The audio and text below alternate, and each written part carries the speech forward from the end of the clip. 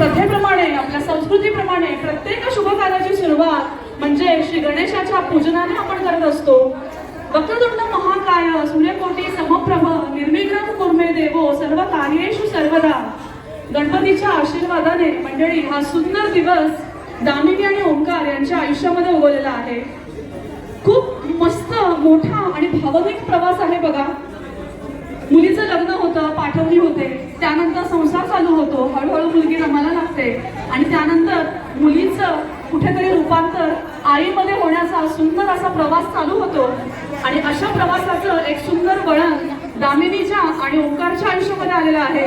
आणि आज त्यांच्या होणाऱ्या बाळाच्या आगमनासाठी आपण शुभेच्छा देण्यासाठी, आशीर्वाद देण्यासाठी कोकणी कुटुंबियांच्या विनंतीला मान देऊन त्या ठिकाणी जमलेलो आहोत।